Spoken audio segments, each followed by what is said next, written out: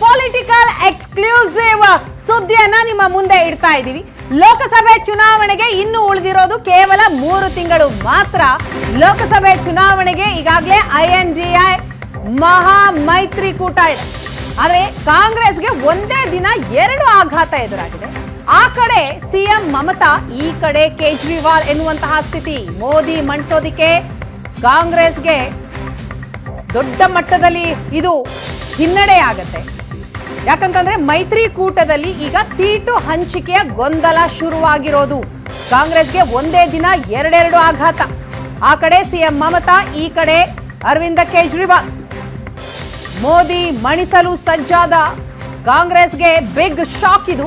INDIA ಮೈತ್ರಿಕೂಟದಲ್ಲಿ seat ಹಂಚಿಕೆ ಗೊಂದಲ. ಪಶ್ಚಿಮ ಬಂಗಾಳದಲ್ಲಿ ಸ್ವತಂತ್ರ ಸ್ಪರ್ಧೆಗೆ TMC ನಿರ್ಧಾರವನ್ನ ಮಾಡಿದೆ. ಕಾಂಗ್ರೆಸ್ ನಾಯಕರಿಗೆ ಸಡ್ಡು ಹೊಡೆದ ಮಮತಾ ಬ್ಯಾನರ್ಜಿ. ಈಗ INDIA ಮೈತ್ರಿಕೂಟದಲ್ಲಿ ಸೀಟು ಹಂಚಿಕೆಯ ಗೊಂದಲದಿಂದಾಗಿ ಕಾಂಗ್ರೆಸ್ಗೆ ಸಡ್ಡು ಹೊಡೆದಿದೆ TMC. ಬಂಗಾಳದ ಎಲ್ಲ 42 ಕ್ಷೇತ್ರಗಳಲ್ಲಿ ಸ್ಪರ್ಧೆಗೆ TMC ತೀರ್ಮಾನವನ್ನ ಮಾಡಿದೆ. ಆದರೆ 10 ರಿಂದ 12 ಲೋಕಸಭಾ ಕ್ಷೇತ್ರಗಳಿಗೆ ಕಾಂಗ್ರೆಸ್ ಬೇಡಿಕೆ ಇಟ್ಟಿತ್ತು. ಕಾಂಗ್ರೆಸ್ ಬೇಡಿಕೆಯನ್ನ TMC ನಾಯಕರು ತಳ್ಳಿ ಹಾಕಿದ್ದಾರೆ. ಪಂಜಾಬ್ನಲ್ಲೂ ಕೂಡ ಇದೇ ಸ್ಥಿತಿ. ಕಾಂಗ್ರೆಸ್ ನಾಯಕರಿಗೆ ಬಿಗ್ ಶಾಕ್ ಆಗಿದೆ. ಪಂಜಾಬ್ನಲ್ಲಿ ಸ್ವತಂತ್ರ ಸ್ಪರ್ಧೆಗೆ ಆಪ್ ಕೂಡ ನಿರ್ಧರಿಸಿದೆ. ಒಂದೇ ದಿನ ಕಾಂಗ್ರೆಸ್ ನಾಯಕರಿಗೆ ಡಬಲ್ ಶಾಕ್ ಇದು. ಪಂಜಾಬ್ನಲ್ಲಿ ಸ್ವತಂತ್ರವಾಗಿ ಸ್ಪರ್ಧೆ ಮಾಡ್ತೀವಿ ಅಂತ ಈಗ ಕೇಜ್ರಿವಾಲ್ ಹೇಳ್ತಾ ಇದ್ದಾರೆ. ಮತ್ತೊಂದು ಕಡೆ ಮಮತಾ ಬ್ಯಾನರ್ಜಿ ಪಶ್ಚಿಮ ಬಂಗಾಳದಲ್ಲಿ ಏಕಾಂಗಿಯಾಗಿ ಸ್ಪರ್ಧೆ ಮಾಡೋದಿಕ್ಕೆ ಎಲ್ಲ ಕ್ಷೇತ್ರದಲ್ಲೂ ಕೂಡ ಅಭ್ಯರ್ಥಿಗಳನ್ನ ಹಾಕೋದಿಕ್ಕೆ ಮುಂದಾಗ್ತಾ ಇದ್ದಾರೆ. ಆದರೆ ಕಾಂಗ್ರೆಸ್ 10 ರಿಂದ 12 ಲೋಕಸಭಾ ಕ್ಷೇತ್ರವನ್ನ ಕೇಳಿತ್ತು, ಬೇಡಿಕೆ ಇಟ್ಟಿತ್ತು. ಆ ಬೇಡಿಕೆಗೆ ಮಣೆ ಹಾಕ್ತಾ ಇಲ್ಲ ಮಮತಾ ಬ್ಯಾನರ್ಜಿ.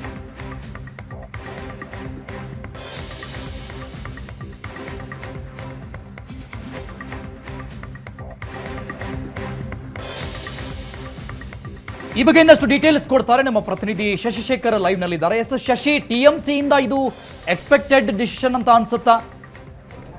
ಅರುಣ್, ಕಳೆದ ಹಲವು ದಿನಗಳಿಂದ TMC ಮತ್ತು ರಾಜ್ಯದ ಪಶ್ಚಿಮ ಬಂಗಾಳದ ಕಾಂಗ್ರೆಸ್ನ ನಾಯಕರ ನಡುವೆ ಸೀಟು ಹಂಚಿಕೆ ವಿವಾದ ಇತ್ತು. ಕಾಂಗ್ರೆಸ್ನ ಪಶ್ಚಿಮ ಬಂಗಾಳದ ಅಧ್ಯಕ್ಷ ಅಧೀರ್ ರಂಜನ್ ಚೌಧರಿ TMC ನಾಯಕರನ್ನು 10 ರಿಂದ 12 ಸ್ಥಾನಗಳನ್ನು ಬಿಟ್ಟುಕೊಡ್ಬೇಕು ಅಂತ ಮನವಿಯನ್ನು ಮಾಡಿದರು. ಆದರೆ TMC ಅವರು 2ಕ್ಕಿಂತ ಹೆಚ್ಚು ಸ್ಥಾನಗಳನ್ನು ಯಾವುದೇ ಕಾರಣಕ್ಕೂ ಕೊಡೋದಕ್ಕೆ ಸಾಧ್ಯ ಇಲ್ಲ ಅಂತ ಹೇಳಿದರು. ಕಾರಣ ಅದಕ್ಕೆ ಕಳೆದ ಲೋಕಸಭಾ ಚುನಾವಣೆಯಲ್ಲಿ ಕಾಂಗ್ರೆಸ್ ಪಶ್ಚಿಮ ಬಂಗಾಳದಲ್ಲಿ ಗೆದ್ದಿದ್ದು 2 ಕ್ಷೇತ್ರ. ಆ 2 ಕ್ಷೇತ್ರಗಳನ್ನು ನಾವು ಬಿಟ್ಟುಕೊಡ್ತೀವಿ, 2ಕ್ಕಿಂತ ಹೆಚ್ಚು ಸ್ಥಾನಗಳನ್ನು ಬಿಟ್ಟುಕೊಡೋದಕ್ಕೆ ಸಾಧ್ಯ ಇಲ್ಲ ಅಂತ 1-2 ತಿಂಗಳಿಂದ ಈ ವಿಚಾರ ಚರ್ಚೆಯಲ್ಲಿತ್ತು. ಈ ಪಕ್ಷದಿಂದ ಒಂದು ಹೇಳಿಕೆ ಬಂದರೆ ಕಾಂಗ್ರೆಸ್ಸಿಂದ ಒಂದು ಹೇಳಿಕೆ, ಅದಕ್ಕೆ TMCಯಿಂದ ಪ್ರತಿ ಹೇಳಿಕೆ, ಈ ರೀತಿಯಾದಂತಹ ಪ್ರತಿ ಹೇಳಿಕೆಗಳು ನಡೀತಾ ಇದ್ವು. ನಿನ್ನೆ INDIAಗೆ 2ಕ್ಕಿಂತ ಹೆಚ್ಚು ಸ್ಥಾನ ಬಿಟ್ಕೊಡೋಕ್ಕೆ ಸಾಧ್ಯನೇ ಇಲ್ಲ ಅಂತ ಮಮತಾ ಬ್ಯಾನರ್ಜಿ ಸ್ಪಷ್ಟ ಮಾಡಿದರು. ಇವತ್ತು ಕಾಂಗ್ರೆಸ್ಗೆ ಯಾವುದೇ ಸ್ಥಾನಗಳನ್ನು ಕೊಡಲ್ಲ, ಏಕಾಂಗಿಯಾಗಿ ಪಶ್ಚಿಮ ಬಂಗಾಳದಲ್ಲಿ ನಾವು ಸ್ಪರ್ಧೆ ಮಾಡ್ತೀವಿ ಅಂತ ಮಮತಾ ಬ್ಯಾನರ್ಜಿ ಸ್ಪಷ್ಟವಾಗಿ ಹೇಳಿದ್ದಾರೆ. 42 ಲೋಕಸಭಾ ಕ್ಷೇತ್ರಗಳಿರುವಂತಹ ದೊಡ್ಡ ರಾಜ್ಯ ಪಶ್ಚಿಮ ಬಂಗಾಳ. INDIA ಮೈತ್ರಿಕೂಟದ 3 ಪಕ್ಷಗಳಿದ್ದಾವೆ. ಒಂದು ಕಾಂಗ್ರೆಸ್, ಮತ್ತೊಂದು TMC ಮತ್ತು ಎಡಪಕ್ಷಗಳಿದ್ದಾವೆ. ಎಡಪಕ್ಷಗಳನ್ನು ವಿರೋಧಿಸಿಕೊಂಡೇ ಪಶ್ಚಿಮ ಬಂಗಾಳದಲ್ಲಿ ರಾಜಕಾರಣ ಮಾಡಿದವರು, ಅದನ್ನು ವಿರೋಧಿಸಿಕೊಂಡೇ ಅಧಿಕಾರಕ್ಕೆ ಬಂದವರು ಮಮತಾ ಬ್ಯಾನರ್ಜಿ. ಆದರೂ ಕೂಡ ಮೋದಿಯನ್ನು ಸೋಲಿಸುವುದಕ್ಕೋಸ್ಕರ ಎಡಪಕ್ಷಗಳ ಜೊತೆಗೂ ನಾವು ಮೈತ್ರಿ ಮಾಡ್ಕೊಳ್ಳೋದಕ್ಕೆ ಸಿದ್ಧ ಅಂತ ಮಮತಾ ಬ್ಯಾನರ್ಜಿ ಹೇಳ್ತಾ ಇದ್ರು. ಮಮತಾ ಬ್ಯಾನರ್ಜಿಯವರ ವಾದ ಒಂದೇ, ಬಂಗಾಳದಲ್ಲಿ BJPಯನ್ನು ಸೋಲಿಸಬೇಕು ಅಂತಂದರೆ ಅದು TMCಯಿಂದ ಮಾತ್ರ ಸಾಧ್ಯ. ಹಾಗಾಗಿ TMCಗೆ ಹೆಚ್ಚು ಸ್ಥಾನಗಳನ್ನು ಬಿಟ್ಕೊಡ್ಬೇಕು ಅನ್ನೋ ವಾದ ಮಮತಾ ಬ್ಯಾನರ್ಜಿಯವರದ್ದು. ಕಾಂಗ್ರೆಸ್ 10 ರಿಂದ 12 ಸ್ಥಾನಗಳನ್ನು ಕೇಳ್ತಾ ಇದೆ. ಅವರ ಶಕ್ತಿ ಇರುವಂಥದ್ದು ಕೇವಲ 2 ಲೋಕಸಭಾ ಕ್ಷೇತ್ರಗಳಲ್ಲಿ. 10 ರಿಂದ 12 ಕೊಡೋದಕ್ಕೆ ಸಾಧ್ಯವಿಲ್ಲ ಅಂತ. ಇದು ಪಶ್ಚಿಮ ಬಂಗಾಳದ ವಿಷಯ. ಆದರೆ ಮೊದಲಿಗೆ ಇವತ್ತು ಈ ಸುದ್ದಿ ಬ್ರೇಕ್ ಆಯಿತು. ಇದಾದ ಕೆಲವೇ ಗಂಟೆಗಳಲ್ಲಿ ಪಂಜಾಬ್ನಲ್ಲೂ ಕೂಡ ಇದೇ ರೀತಿಯ ಬೆಳವಣಿಗೆಗಳು ನಡೆದವು. ಪಂಜಾಬ್ನಲ್ಲಿ AAP ಆಡಳಿತವನ್ನು ನಡೆಸ್ತಾ ಇದೆ. ಪಂಜಾಬ್ನಲ್ಲಿ 13 ಲೋಕಸಭಾ ಕ್ಷೇತ್ರಗಳು ಬರುತ್ತವೆ. ಕಳೆದ ಲೋಕಸಭಾ ಚುನಾವಣೆಯಲ್ಲಿ ಕಾಂಗ್ರೆಸ್ 8 ಕ್ಷೇತ್ರಗಳನ್ನು ಗೆದ್ದಿತ್ತು. ಯಾಕಂದರೆ ಕಳೆದ ಬಾರಿಯಲ್ಲಿ ಕಾಂಗ್ರೆಸ್ನ ಸರ್ಕಾರ ಇತ್ತು. ಕಾಂಗ್ರೆಸ್ಸನ್ನು ಸೋಲಿಸಿ ಈಗ AAP ಅಧಿಕಾರಕ್ಕೆ ಬಂದಿದೆ ಪಂಜಾಬ್ನಲ್ಲಿ. ಅಲ್ಲಿ 10 ಸ್ಥಾನವನ್ನು ಕಾಂಗ್ರೆಸ್ ಕೇಳ್ತಾ ಇದೆ.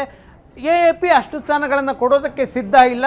13ಕ್ಕೆ 13 ಸ್ಥಾನಗಳನ್ನು ಕೂಡ ನಾವೇ ನಿಲ್ತೀವಿ, ನಾವೇ ಗೆಲ್ತೀವಿ ಅಂತ ಅರವಿಂದ್ ಕೇಜ್ರಿವಾಲ್ ಈ ಹಿಂದೆನೂ ಹೇಳಿದರು. ಇವತ್ತು ಪಂಜಾಬ್ನ CM ಹೇಳ್ತಿದ್ದಾರೆ ನಾವೇ 13 ಕ್ಷೇತ್ರಗಳಲ್ಲಿ ಕಣಕ್ಕಿಳಿತೀವಿ ಅಂತ. ಹೀಗಾಗಿ ಕಾಂಗ್ರೆಸ್ ನಿರೀಕ್ಷೆ ಮಾಡಿದ್ದಂತಹ 2 ರಾಜ್ಯಗಳಲ್ಲಿ ಮೈತ್ರಿ ವಿಫಲವಾಗುವ ಹಂತಕ್ಕೆ ಬಂದಿದೆ. ಉಳಿದ 5-6 ರಾಜ್ಯಗಳಲ್ಲೂ ಕೂಡ ಇದೇ ರೀತಿಯಾದಂತಹ ಪರಿಸ್ಥಿತಿ ಇದೆ. ಕಾಂಗ್ರೆಸ್ ತನ್ನ ಸಾಮರ್ಥ್ಯ ಎಷ್ಟಿದೆಯೋ ಅದಕ್ಕೆ ವಿರುದ್ಧವಾಗಿ ಅದಕ್ಕಿಂತಲೂ ಹೆಚ್ಚಿನ ಸ್ಥಾನಗಳನ್ನು ಪ್ರಾದೇಶಿಕ ಪಕ್ಷಗಳಿಂದ ನಿರೀಕ್ಷೆ ಮಾಡ್ತಾ ಇದೆ.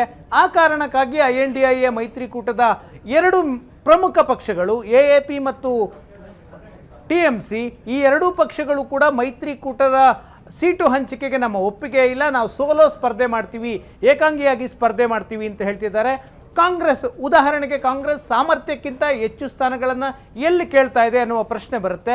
ಉದಾಹರಣೆಗೆ ಉತ್ತರ ಪ್ರದೇಶದಲ್ಲಿ ಕಾಂಗ್ರೆಸ್ಗಿರುವುದು ಒಂದೇ ಲೋಕಸಭಾ ಕ್ಷೇತ್ರವನ್ನು ಗೆದ್ದಿದೆ ಕಳೆದ ಲೋಕಸಭಾ ಚುನಾವಣೆಯಲ್ಲಿ. ಅದು ಸೋನಿಯಾ ಗಾಂಧಿ ಪ್ರತಿನಿಧಿಸುವಂತಹ ರಾಯ್ಬರೇಲಿ. ಅಲ್ಲಿ ಕಾಂಗ್ರೆಸ್ ಕೇಳ್ತಿರುವುದು 40 ಕ್ಷೇತ್ರಗಳಲ್ಲಿ.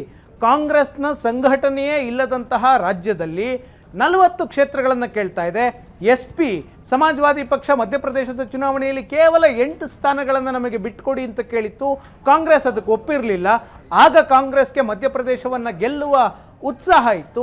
ಆನಂತರ ಚುನಾವಣೆಯಲ್ಲಿ ಸೋಲಾಯಿತು. ಈಗ ಸಮಾಜವಾದಿ ಪಕ್ಷ ಯಾವುದೇ ಕಾರಣಕ್ಕೂ ಅಷ್ಟು ಸ್ಥಾನಗಳನ್ನು ಉತ್ತರ ಪ್ರದೇಶದಲ್ಲಿ ಬಿಟ್ಕೊಡೋದಕ್ಕೆ ಸಾಧ್ಯವಿಲ್ಲ, ಯಾಕಂದರೆ ಕಾಂಗ್ರೆಸ್ಗೆ ಆ ಮಟ್ಟಿಗಿನ ಶಕ್ತಿ ಇಲ್ಲ ಅಂತ ವಾದ ಮಾಡ್ತಾ ಇದೆ. ಮಹಾರಾಷ್ಟ್ರದಲ್ಲೂ ಇದೇ ರೀತಿಯಾಗಿದೆ. ಕಳೆದ ಲೋಕಸಭಾ ಚುನಾವಣೆಯಲ್ಲಿ ಮಹಾರಾಷ್ಟ್ರದಲ್ಲಿ ಕಾಂಗ್ರೆಸ್ ಗೆದ್ದಿದ್ದು 1 ಕ್ಷೇತ್ರ. ಈ ಬಾರಿ 15ರಿಂದ 20 ಸ್ಥಾನವನ್ನು ಕಾಂಗ್ರೆಸ್ ಕೇಳ್ತಾ ಇದೆ. ಬಿಹಾರದಲ್ಲೂ ಅದೇ ಪರಿಸ್ಥಿತಿ ಇದೆ. ಬಿಹಾರದಲ್ಲಿ ಕಾಂಗ್ರೆಸ್ 2019ರಲ್ಲಿ ಗೆದ್ದಿದ್ದು 1 ಕ್ಷೇತ್ರ. ಈಗ 10ರಿಂದ 12 ಕ್ಷೇತ್ರಗಳನ್ನು ಬಿಹಾರದಲ್ಲಿ ಕೇಳ್ತಾ ಇದೆ. ಬಿಹಾರದಲ್ಲಿ RJD ಮತ್ತು JDUನ ಸರ್ಕಾರ ಇದೆ. ಆ ಸರ್ಕಾರದಲ್ಲಿ ಕಾಂಗ್ರೆಸ್ ಕೂಡ ಪಾಲುದಾರ ಪಕ್ಷ. ಕಾಂಗ್ರೆಸ್ ಕಳೆದ ವಿಧಾನಸಭಾ ಚುನಾವಣೆಯಲ್ಲಿ 2020ರಲ್ಲಿ ಬಿಹಾರದಲ್ಲಿ ಗೆದ್ದದ್ದು 19 ಕ್ಷೇತ್ರಗಳು. ಲೋಕಸಭಾ ಚುನಾವಣೆಯಲ್ಲಿ ಕೇಳ್ತಿರೋದು 12 ಕ್ಷೇತ್ರಗಳು. ಜಾರ್ಖಂಡ್ನಲ್ಲೂ ಇದೇ ರೀತಿಯಾಗಿದೆ. ಜಾರ್ಖಂಡ್ನಲ್ಲೂ ಕೂಡ 7ರಿಂದ 8 ಸ್ಥಾನಗಳನ್ನು ಕಾಂಗ್ರೆಸ್ ನಿರೀಕ್ಷೆ ಮಾಡ್ತಾ ಇದೆ. ಕಾಂಗ್ರೆಸ್ ಇಡೀ INDIA ಮೈತ್ರಿಕೂಟದಲ್ಲಿ ದೊಡ್ಡಣ್ಣನಂತೆ ವರ್ತಿಸುವುದನ್ನು ಪ್ರಾದೇಶಿಕ ಪಕ್ಷಗಳು ವಿರೋಧ ಮಾಡ್ತಾ ಇದ್ದಾವೆ. ತನ್ನ ಸಾಮರ್ಥ್ಯಕ್ಕಿಂತಲೂ ತನಗೆ ಇರುವ ಅಸ್ತಿತ್ವಕ್ಕಿಂತಲೂ ಸಂಘಟನೆ ಇಲ್ಲದ ರಾಜ್ಯಗಳಲ್ಲಿ ಕಾಂಗ್ರೆಸ್ ಹೆಚ್ಚು ಸ್ಥಾನಗಳನ್ನು ಕೇಳ್ತಾ ಇದೆ ಅನ್ನೋದು ಪ್ರಾದೇಶಿಕ ಪಕ್ಷಗಳ ಸಿಟ್ಟು. ಮಮತಾ ಬ್ಯಾನರ್ಜಿ ಈ ಹಿಂದೆ ಹೇಳಿದರು, ಪ್ರಾದೇಶಿಕ ಪಕ್ಷಗಳಿಗೆ ಹೆಚ್ಚು ಸ್ಥಾನಗಳನ್ನು ಕಾಂಗ್ರೆಸ್ ಬಿಟ್ಟುಕೊಡಬೇಕು. BJPಯನ್ನು ನೇರವಾಗಿ ಎದುರಿಸುವಂತಹ ರಾಜ್ಯಗಳಲ್ಲಿ 300ಕ್ಕೂ ಹೆಚ್ಚು ಕ್ಷೇತ್ರಗಳಲ್ಲಿ ಕಾಂಗ್ರೆಸ್ ಸ್ಪರ್ಧೆ ಮಾಡಲಿ. ಎಲ್ಲಿ ಪ್ರಾದೇಶಿಕ ಪಕ್ಷಗಳು ಬಲವಾಗಿದ್ದವೋ, ಉದಾಹರಣೆಗೆ ಪಶ್ಚಿಮ ಬಂಗಾಳ, ಪಂಜಾಬ್, ಬಿಹಾರ, ಮಹಾರಾಷ್ಟ್ರ ಈ ರೀತಿಯ ರಾಜ್ಯಗಳಲ್ಲಿ ಪ್ರಾದೇಶಿಕ ಪಕ್ಷಗಳಿಗೆ ಹೆಚ್ಚು ಸ್ಥಾನವನ್ನು ಕಾಂಗ್ರೆಸ್ ಬಿಟ್ಟುಕೊಡಬೇಕು. ಎಲ್ಲಿ BJP ತುಂಬ ಪ್ರಬಲವಾಗಿದೆ, ಕಾಂಗ್ರೆಸ್ ಮತ್ತು BJPಯ ಮಧ್ಯೆ ನೇರ ಫೈಟ್ ಎಲ್ಲಿದೆ, ಅಲ್ಲಿ BJPಯನ್ನು ನೇರವಾಗಿ ಕಾಂಗ್ರೆಸ್ ಎದುರಿಸಲಿ ಎನ್ನುವ ಸಲಹೆಯನ್ನು ಕೊಟ್ಟಿದ್ದರು ಮಮತಾ ಬ್ಯಾನರ್ಜಿ. ಆ ಸಲಹೆಯನ್ನು ಒಪ್ಪಿಕೊಳ್ಳೋದಕ್ಕೆ ಕಾಂಗ್ರೆಸ್ ಸಿದ್ಧ ಇಲ್ಲ. INDIA ಮಿತ್ರಕೂಟದ ಪಕ್ಷಗಳೆಲ್ಲ ಯಾವ್ಯಾವೆಲ್ಲ ರಾಜ್ಯಗಳಲ್ಲಿ ಸ್ಟ್ರಾಂಗ್ ಇದ್ದಾವೆ ಆ ರಾಜ್ಯಗಳಲ್ಲೂ ಕೂಡ ಕಾಂಗ್ರೆಸ್ ಹೆಚ್ಚಿನ ಸೀಟನ್ನು ನಿರೀಕ್ಷೆ ಮಾಡ್ತಾ ಇದೆ.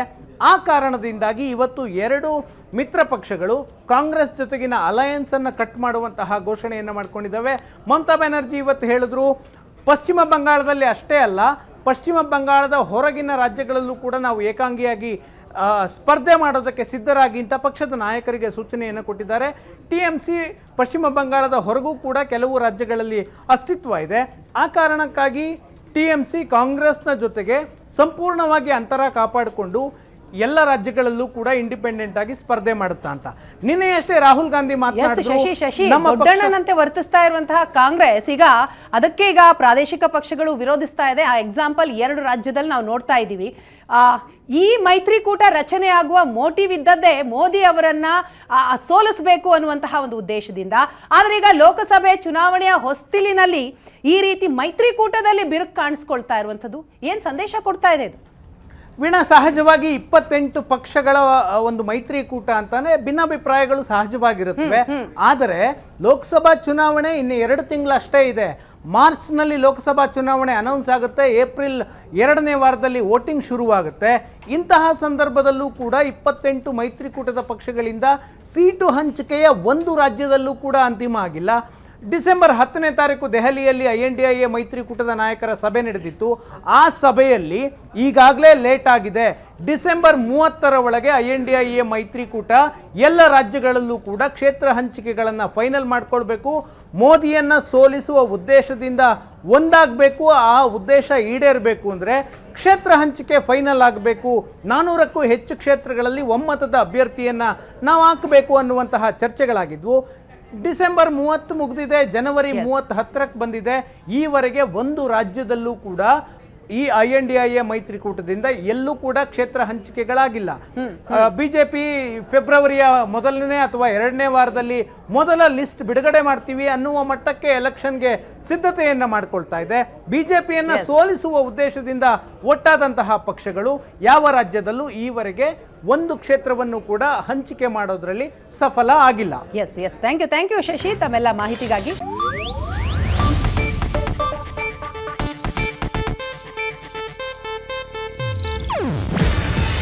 ಇದು ಏಷ್ಯಾನೆಟ್ ನ್ಯೂಸ್ ನೆಟ್ವರ್ಕ್ ಪ್ರಸ್ತುತಿ. ನೀವು ನೋಡ್ತಿದ್ದೀರಾ ಏಷ್ಯಾನೆಟ್ ಸುವರ್ಣ ನ್ಯೂಸ್.